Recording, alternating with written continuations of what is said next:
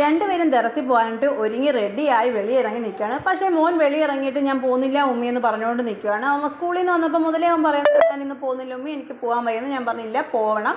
ഒരു ദിവസം പിടിച്ചതിന് ആശാന് പിറ്റേന്ന് പോകാൻ ഭയങ്കര മടിയായിരിക്കും. പക്ഷേ മോൾ അങ്ങനെയല്ലായിരുന്നു, അവൾ വളരെ ഹാപ്പി ആയിരുന്നു. അവൾ അവൻ്റെ കൈ പിടിച്ചുകൊണ്ട് പോവാണ്. വായക്ക നമുക്ക് പോകാമെന്ന് അവനെ ആശ്വസിപ്പിക്കുന്നുണ്ട്. നമുക്ക് കുറച്ച് നേരം കഴിഞ്ഞിട്ട് വരാമല്ലോ എന്ന് പറയുന്നുണ്ട്. രണ്ടുപേരും ഇങ്ങനെ പതുക്കെ നോക്കും. പക്ഷേ മോന് വലിയ തെളിച്ചൊന്നും ഇല്ല മുഖത്ത്, ഒരു പിണക്കമുണ്ട് എന്നോട്. മോള് തിരിഞ്ഞ് നിന്ന് സലാം വീട്ടിയപ്പോൾ മോനും മനസ്സോടെ തിരിഞ്ഞ് നിന്ന്. ഇപ്പോൾ രണ്ടുപേരും വരാൻ സമയമായി. 6 മണി ആയിട്ടുണ്ട്. മോൻ ചിരിച്ചുകൊണ്ടൊക്കെയാണ് വരുന്നത്.